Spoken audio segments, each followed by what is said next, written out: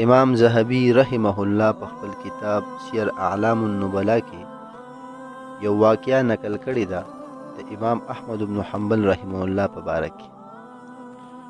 دا دور د بنو عباس ته خلافت و. خلیفه معتصم بالله دا دغه وخت بادشاه و. یو فتنه پورته شوې وه چې قرآن کریم دا د الله مخلوق دی، کلام نه دی. د دې په ضد کې ډېر علما شهیدان شول.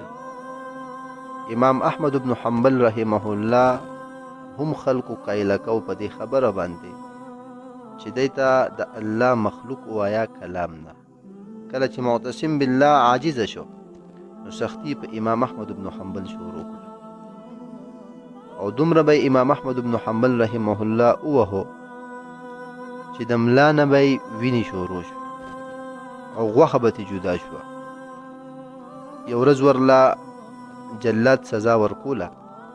معتصم بالله وړاندې شو او ورته وی یا احمد قل هذه الکلمه، ای احمد بن حنبل دا کلمه وایي چې قرآن د الله مخلوق دی. وانا افك عنك بيدي، خپل په لاسو به دې آزاد کړم. واعطيك واعطيك، دا نعمتونه به درکم، آسایشونه به درکم، د آرام آلات به درکم، څه چې ستا خوښې در به کم، خو دا کلمه د خولې نه وباسه. امام احمد بن حنبل رحمه الله ورته یوه خبره وکړه، هاتو آیتا او حدیثا، یو آیت یا حدیث ته محمد رسول الله راوړی په دلیل کې، زه به ستا خبره ومنم. خلیفه معتصم بالله خپل غاښونه وچیچل او جلاد ته وی چې نور یې ووهه. د امام احمد بن حنبل رحمه الله د جسم نه وینې بهیدې.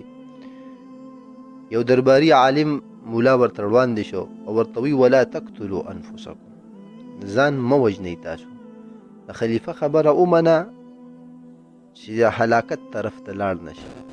امام احمد بن حنبل ورته وی اخرج وانظر ای شیء وراء الباب، بهر اوزه او وګوره چې دروازې نه بهر څوک دي.